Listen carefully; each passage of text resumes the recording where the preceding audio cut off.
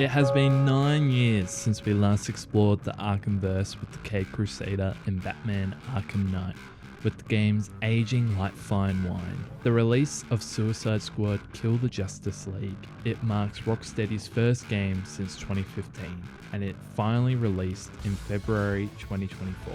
This title was highly anticipated by many, as it was revealed it would be set in the Arkhamverse with the same Batman we know and love. However, this anticipation was met quickly with skepticism, as it was revealed the game would feature live service mechanics. Personally, I replayed the Arkham trilogy in March 2023, eagerly awaiting this game to be released, which was originally scheduled in April 2023. I should have known then that this title would be a disappointment, as the game was then delayed from April till February 2024. Finally, the game released in February 2024, and it has a nice achievement list for us to delve into.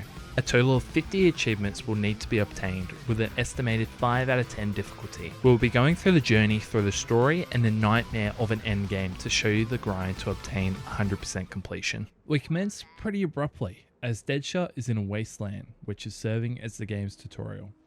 We are introduced to traversal mechanics and tasked with shooting aliens until all are eliminated. Once blasted through, we complete the exact same tutorial with King Shark, Captain Boomerang, and Harley Quinn. When we complete the last tutorial with Harley Quinn, we get zapped by a big face in the sky, and a 7 days earlier sign appears. It appears the game is just as confused as me, as we unlock the "what the hell just happened" achievement. We are now back in Arkham Asylum, and this is where the game truly begins. We are introduced to Amanda Waller, the director of Argus, as she makes an offer to each one of our questionable anti-heroes.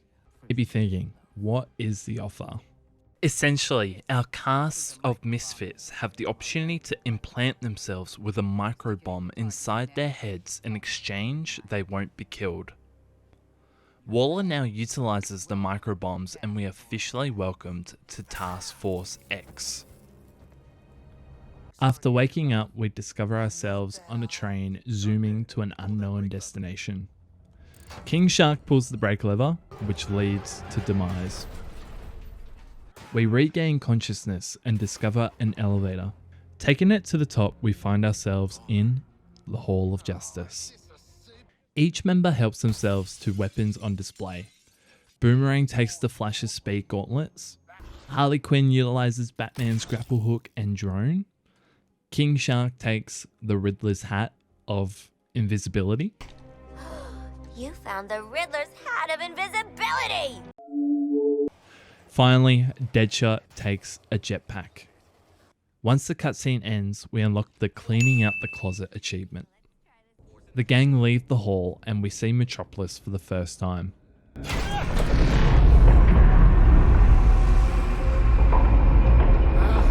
to get out of that place.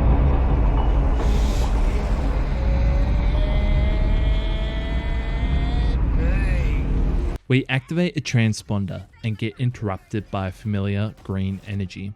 Green Lantern takes us on one of the worst ever roller coasters as he explains the situation of Metropolis and why enslavement to Brainiac is good.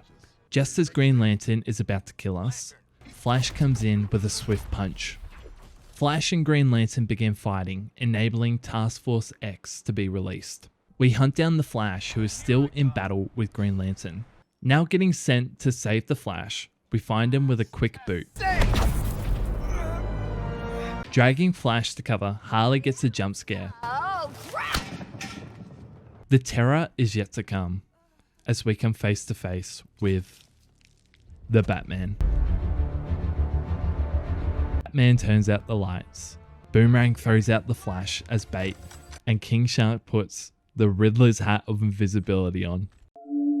One by one, the gang gets taken down by bats. Boomer gets taken, Shark gets taken, Deadshot gets taken, and then Harley gets the boot.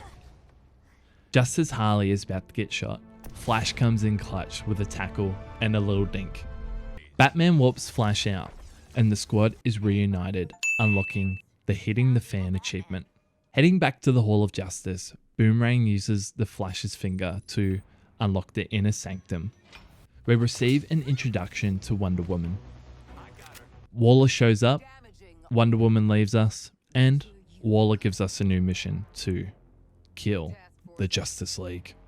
Once we regain control, we can see Argus has taken over the hall. We're introduced to Hack, and it is a big surprise to hear she hacks. We get introduced to a character levels and talents in which it is pretty stock standard. We finally get out of our prison outfits.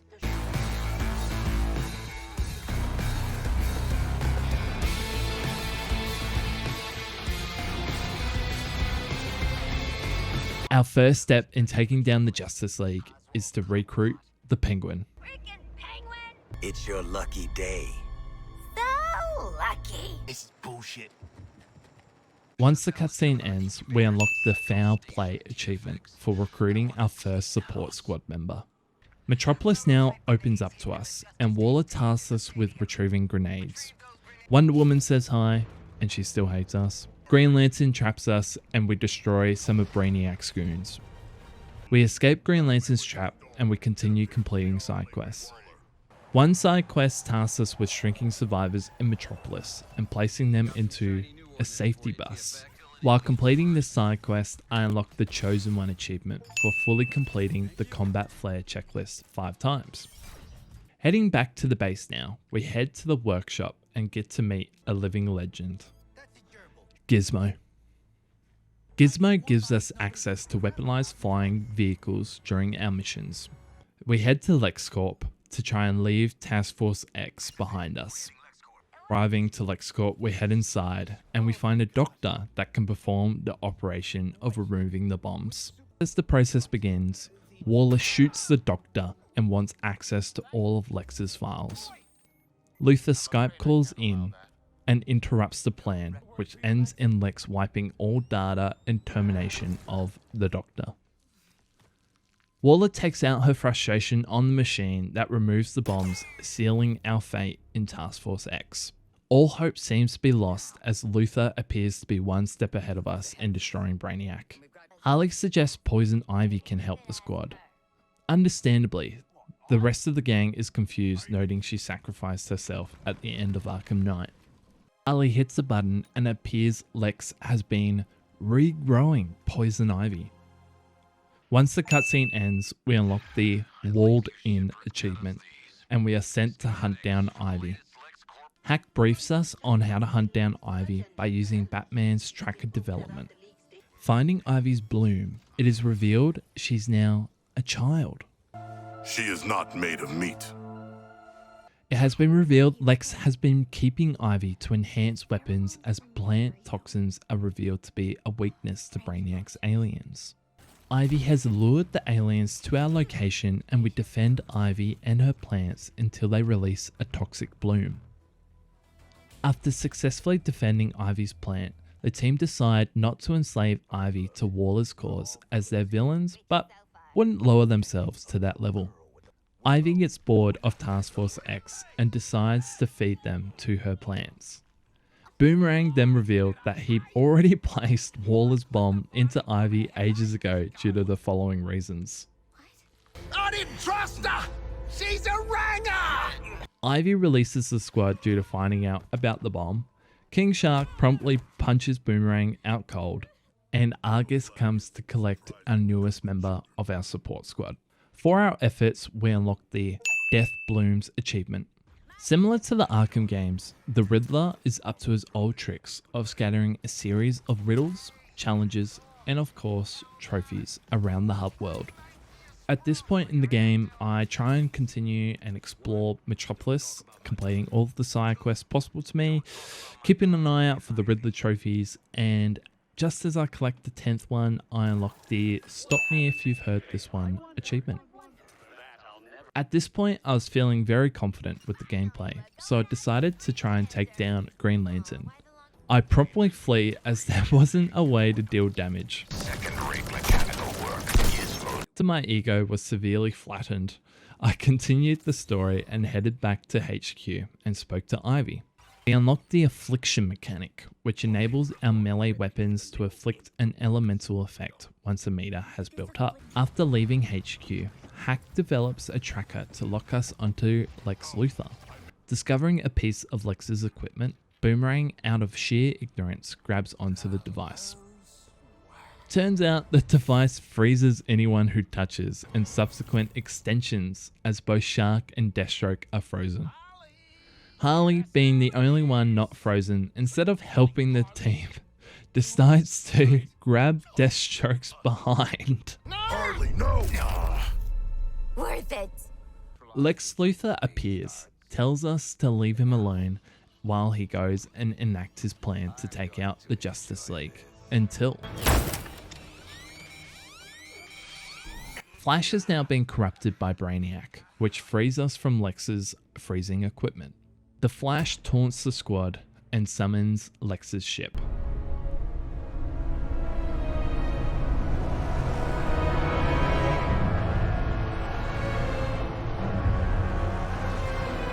After the ship fires, it is revealed a new sort of cannon has been spawned. Flash reveals Lex is trapped in one of his shipping containers, and it is now our job to take out the cannon. Finishing it off, we unlock the Blitzkrieg Pop achievement. Picking up the container, Lex stumbles out, only to be met with the Flash. As the Flash goes for a KO punch, Lex detonates a device from his hand that blows the Flash away. The squad release their full inventory into the bus until it explodes, seemingly taking out the Flash. As the celebrations were about to begin, Lex collapses due to be taken out by the Flash. The device Lex used is all beaten up. The combat section begins, as the Flash creates a tornado and we only have one objective: kill the Flash. Eventually the squad is taken out, and when all hope is lost, Wonder Woman punches the Flash out of his tornado.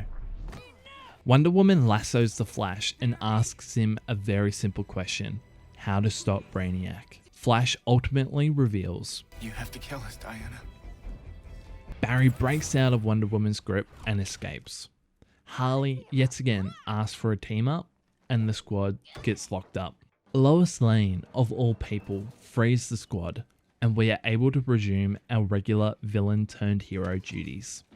Returning to the Hall of Justice, we are getting scolded by Waller until an alarm interrupts. Turns out it's Hero, aka Toyman, and he has repaired Lex's device to stop the Flash, and has the cutest robot pet. Toyman pleads to join, and Boomerang tags him with a bomb. Why? Nobody knows. Waller tasks Toyman with producing 4 of the anti-Speed Force device, and we are sent out to gather what is required for the development. Turns out Toyman's anti-Speed Force requires data, and in that case it means dead invader. We go ahead and eliminate Brainiac's aliens and drop off the data into the truck. All data is dropped off, Toyman initiates a big blast and the data is downloaded. We received the report that the anti-Flash test was a success, and we are now able to attempt to kill the Flash. I then complete as much side quests as possible to gear up. I accept a mission from Colonel Flag, which tasks us to defend 2 points while Hack downloads a new data. Completing the mission, turns out it was the final mission on offer for his support missions, and thus we unlock the Managing People achievement. This is it. Task Force X. Time to take down the Flash. Greetings, Metropolis!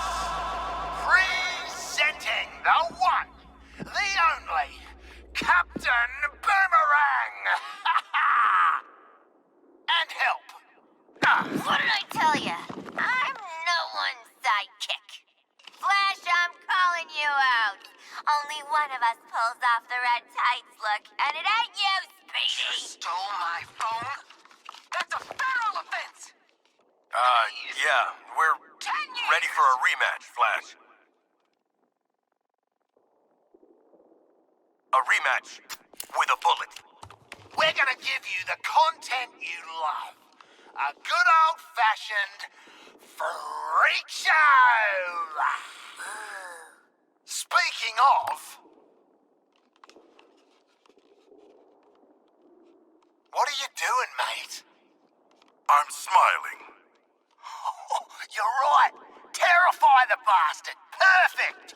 Finally, after one of the most important live streams in human history, we regain control of Boomerang. After trying to shoot him, he's too quick for us. Eventually, we are able to utilize our anti-Speed Force device to critical counter the Flash's charged attack. Fight involves us maintaining our charge that enables the Flash to be vulnerable to our shots. Counter the Suicide Squad, the Flash will deploy Speed Force tornadoes at us. And at this point of the game, I was really enjoying the change of pace and not taking out the same old aliens. Critically injuring the Flash, we are able to shoot the final bullet and unlock Thunderstruck for killing the Flash. Just as Boomerang was about to celebrate his pinnacle achievement, Brainiac's ship interrupts the festivities. Green Lantern shows up and the squad jump into Brainiac's gravity pull to escape. Including in what appears to be a multiverse, the team re-emerge in a wasteland of Metropolis. Surprisingly, Lex Luthor's tracker re-emerges. Returning to the Hall of Justice, we hear a familiar voice. 3 years. 3 years scrabbling in the dirt of a dying world, working with scraps to finesse my escape plan. And you've jeopardized everything in 3 minutes! Now communicating with a parallel universe Lex, who has a beard and long hair, we get deployed into an escort mission. Lex's plan is simple in theory. Defend his mobile lab from the Hall of Justice until we reaches Lex's tower, where he will phase us back to our regular Earth. After protecting Lex's lab, the charge is ready.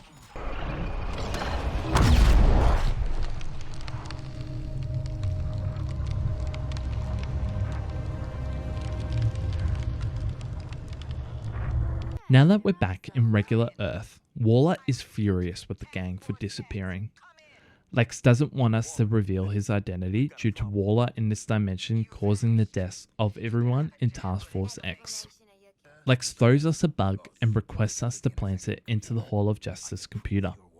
For our troubles, we unlock the Hell and Back achievement for rescuing Lex Luthor. On the way back to the Hall of Justice, I take on a side quest for our lovable Toyman. While completing the mission, it turns out I will unlock the level up achievement for reaching level 10 with any one of the squad members. In the Hall of Justice, we face Waller to report back on our little interdimensional travel. Brainiac's skull ship is shielded from conventional weapons. That's Green Lantern's handiwork right there. In this scene, we also see Boomerang successfully planting the bug. The next step for the squad is to take down Green Lantern. We report back to Lex and he requests us to meet at Wayne Bank. Utilizing our bug, Turnkey, it opens up one of the Batman's lairs.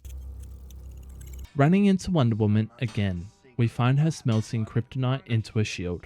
She promptly leaves and Lex jump scares us. Princesses. Stubborn no matter their place of origin. He reveals to us that Argus are plotting to utilize Brainiac's mind-controlled technology and use its power to take control of metahumans. Unfortunately for Task Force X, they are only a means to an end. Lex gives us a new Yellow Lantern battery that will enable the team to disrupt Green Lantern, thus making him vulnerable. Now that we were able to take on the rematch and restore some of my pride from earlier, we head directly to where Green Lantern's base is. The Yellow Lantern battery works, triggering the boss battle. The fight plays out with Green Lantern shielded, with the task being for us to deflect his own constructs into him, disabling his shield and allowing us to shoot him directly. Get it together.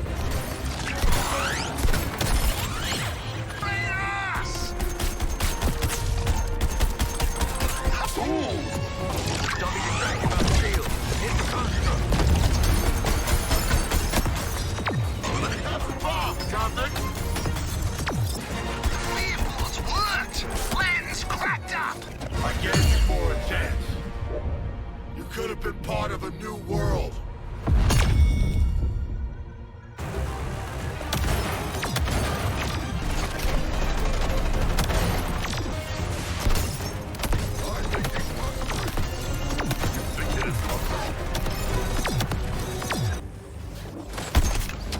After a long-winded battle, Deadshot fires the final bullet as we unlock the Blackest Night for killing the Green Lantern.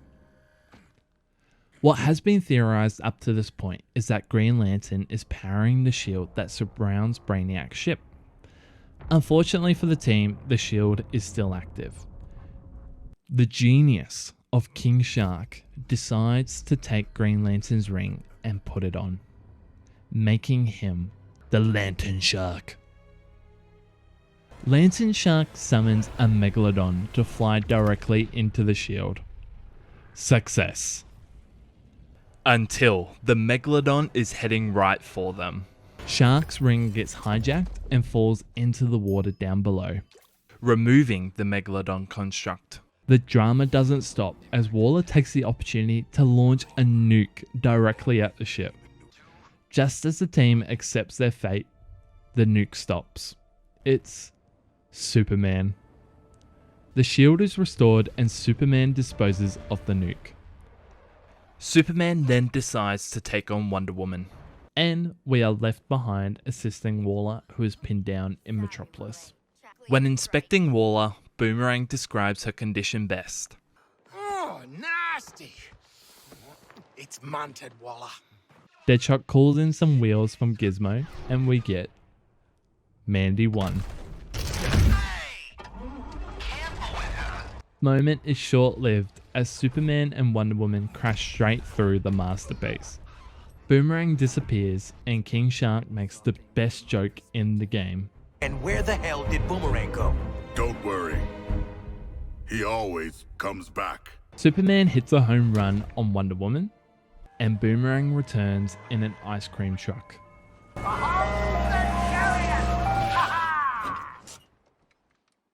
We then escort Waller all the way back to the Hall of Justice.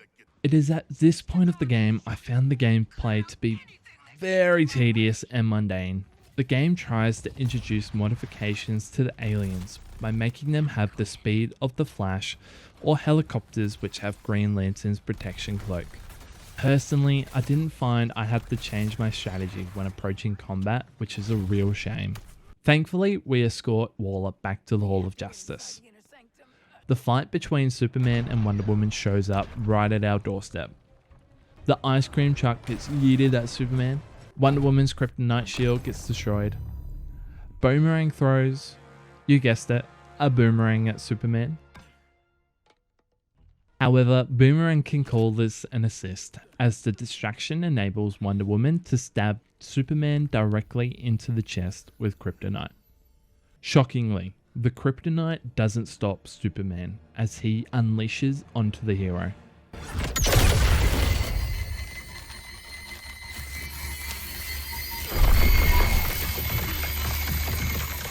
After dealing the finishing blow to Wonder Woman, Superman retreats to recover. Task Force X can only be with Wonder Woman in her final moments. With nothing else to do, we return to the Hall of Justice. Lex, through the power of telecommunication, utilizes Boomerang to explain how the corruption process has changed his DNA, which caused the kryptonite not to be the final blow. Boomerang suggests that if we bring in the Batman alive, he will be able to develop a Superman killer. Ladies and gentlemen, the most legendary and feared video game superhero, we will have to catch him alive. Utilizing Poison Ivy, she navigates the underground to detect potential Batcave hideouts. Narrowing it down to 4 potential hideouts, we now only need a way to pin down which one is the Batcave. Thankfully to our friend Gizmo, he has us covered with his very own Batmobile. After seeing the Batmobile from the reject shop, we go around to each of the potential Batcaves and defend the Batmobile until Gizmo's scan is complete. Thankfully, on the 3rd attempt, we have success.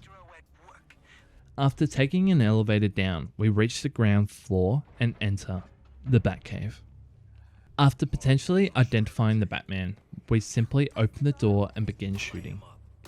Unsurprisingly, Batman has recorded a message in the event that he too is corrupted by Brainiac. If you're seeing this, Robin, it means I've been compromised. In speaking about how to defeat each member of the Justice League, and he starts with the Green Lantern. Boomerang skips ahead because Already did this bit? and Harley doubles down until we find out how to take down the Batman. To put it simply, Me. There is no anti-Batman device. suddenly the hologram shuts off and Scarecrow's fear toxin is injected into the Batcave. Just like at the start of the game, we have to navigate the darkness while Batman stalks us. However, this time we have to face Weeping Angel like Stone Batman. Harley gives us a command. We have to mix the fear toxin and then flood the Batcave with the new gas. After venting the mixed toxins, Boomerang is knocked out cold. Taking over with King Shark, we also vent the toxins and overdose. Just as Deadshot is about to vent the toxins, the Batman swoops in and takes us down. Thankfully, Harley is able to vent the toxins before passing out. We awake to a nightmare version of Batman, who seemingly is going to destroy our minds. This is followed up with a game over screen, until we hear Harley laughing. Mission is unfailed, and we awake to open fire on the Batman. This is it, the Arkhamverse Batman boss fight. Fight plays out with avoiding laser attacks that we dodge, wave attacks that we need to jump over, and the eventual nightmare batarang that can be shot down. The boss boils down to a non-stop firing at either the head or chest. On the occasion, we can counter Batman, which will emit a purple glow on the cowl. If we shoot the purple, it will lead to critical damage being inflicted. Eventually, the Batman is defeated. Once we awake from the toxins, we unlock Endgame for killing the Batman. Thankfully for us, Batman is still breathing. We shrink the world's greatest detective down and head back to LexCorp. Placing the Bat down on a medical table, Lex sends us away for him to begin his medical tests. Now that we have some free time on our hands, which is very much needed from the intensity of what has recently just transpired since Green Lantern's death, this opportunity to complete Cobblepot's final side mission, which at the end unlocks the Winged Vengeance achievement. Some more quests. Lex's new development is ready. Utilizing the live sample of the corruption from Batman, Lex has created Gold Kryptonite. To lure out Superman, we utilize Batman as live bait. The squad fire up with their new Gold Kryptonite to take down Superman. Arriving at Centennial Park, Kevin Conroy's Arkhamverse Batman speaks his final words. Are we done with your bad stand-up routine? And one of the biggest injustices occurs in gaming.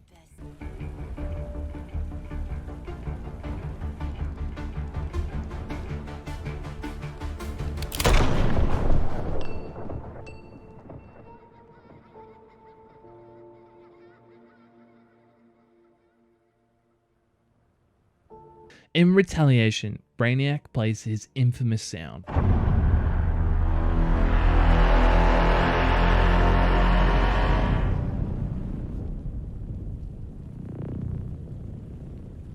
And Superman appears. The boss battle begins, and this fight I actually struggled with as I couldn't find the rhythm. Superman utilizes his full arsenal of heat vision, ice breath, super speed, and a shockwave ability. We do no damage apart from we critically counter Superman, which builds up our bar for how well the Gold Kryptonite is penetrating. The higher the meter, the more damage we deal basically. The reason why I struggled was the window for critical counter I found to be quite narrow, which led to a moment where I believed I might fail. But alas, we launch a comeback and deal the last blow to Superman. Abandon all hope unlocks and Superman has been killed. The team celebrate with a high five, which is interrupted mid-air. Brainiac appears to the squad and transports us to his ship. Brainiac begins corrupting each of the squad members individually through offering everything the squad member could ever want. The high five finalizes as we find ourselves back at LexCorp. Turns out Lex saved us from the corruption, and our full attention turns to killing Brainiac. Lex reveals that there's a bit of a spatter in the works. There's actually 13 Brainiacs across the dimensions, and it is now our job to kill all 13 to finish off the investigation. At this point, Waller finds out about the new Lex, and we now have to report back to the Hall of Justice. Lex is now working with Waller, and we get briefed on incursions. These enable the squad to enter the Brainiac's realm and build up a full assault on one of the 13 Brainiacs. Prior to taking on an incursion mission, I go ahead and complete all side quests which have opened up. Luckily enough for us, we finish Hack's final support mission, which unlocks the shock treatment achievement. Finally, we complete Lex's final support squad mission, which unlocks the Your World Is Mine achievement. Finally, we complete Gizmo's final support squad mission, which unlocks the War Machine achievement. After gearing up and completing all side quests, we are now able to take on Brainiac. Into one of Brainiac's dimensions, we are met with a desolate world and a 30-minute timer is shown. In order for us to take on Brainiac, we have to do 2 missions. First up, we take down 6 incubators. Secondly, we pick up a data shards which we collect from fallen foes. Now we are able to take down Brainiac. After making our way to our target location, we are transported directly into the boss arena of Brainiac. Ah, the Suicide Squad. A fitting moniker, given how the next few minutes will proceed. Any final words, Tyrant? Make them memorable, because this group is easily distracted. Oh, how about this? I'm going to break your bodies, hollow out your minds, and rebuild you as my pets. With what? Your special brain powers? Ain't gonna work this time. No, I thought we'd try something a bit different, just for fun.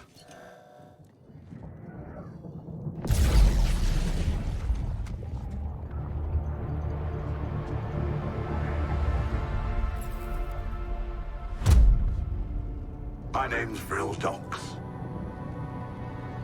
I'm the fastest man alive. This is it.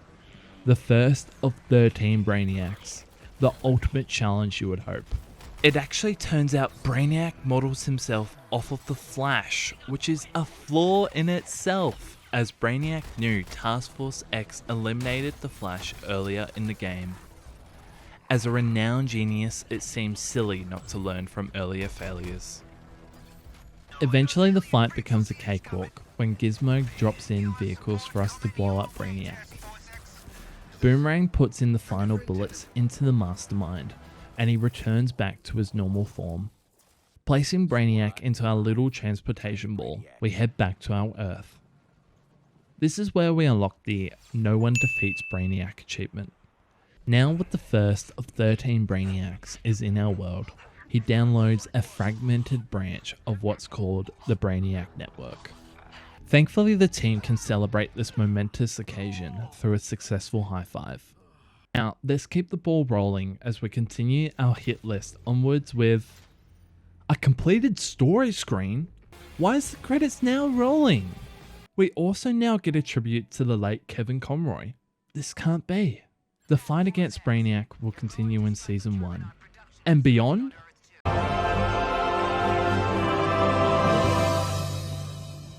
That's it? What the f***? We now unlock the game mode Finite Crisis, which is this game's endgame for a live service title. It is at this moment little enjoyment that I had with this game faded, as we have a 20 to 40 hour grind ahead for us to complete the game to 100%. Thankfully, we have a little more left to do before jumping into Finite mode. We accept Poison Ivy's final support mission, and upon completion we unlock Welcome to the Jungle achievement. After conducting the same for Toyman's final support mission, we rescue civilians for one last time, and we unlock the Combine and Conquer achievement. At this point, I thought it would be best to do one big collectible run, starting out with the Riddler riddles. There are 21 riddles sprinkled across Metropolis, and on the 5th riddle, we unlock the Right Question achievement. 16 riddles later, we also unlock the Real Deal achievement for solving all riddles in Metropolis. Now moving from riddles, we move on to AR challenges, which consists of jumping through rings. The faster the time, the more likely we will achieve a 3-star rating. Once we obtain 13 stars, we obtain the Turn and Turn Again achievement. Continuing further, when we achieve 16 more stars, the Their Darkness design pops. Finally, after a treacherous journey, we come to our final AR challenge.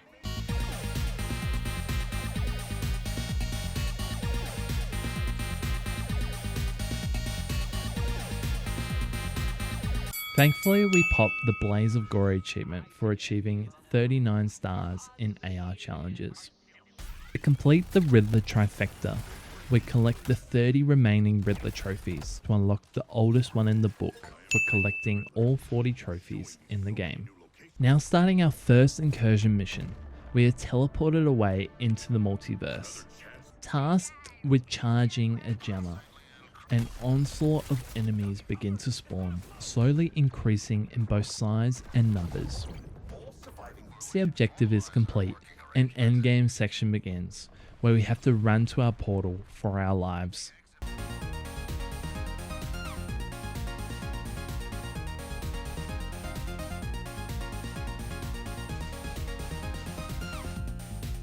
Once we escape, we unlock the Act of War achievement. One of our rewards for the mission is a beautiful shotgun that belongs to Bane's infamy set. I equip the piece and a synergy is played out between Black Mask, unlocking Choice of Evils achievement. As rewards for completing 2 more incursion missions, I unlock Bane's grenades and a neck mod. When equipping all 3 items at once, we unlock the Venom Collection achievement. Additionally, this triggers a new mastery mechanic to unlock. Basically, we are able to replay the exact same incursion missions to unlock higher difficulties, rewarding us with a higher level gear. To unlock the remainder of the achievements, guess how long it will take? 2 hours? 5 hours? 10 hours? No. 30 hours of mindless and repetitive grinding. Wasting no time in the grind, I reach level 30 with King Shark, unlocking King for a Day achievement. In our next incursion, I unlock Mastery level 5. Playing through the incursion, nothing really feels different, and King Shark continues to slaughter aliens.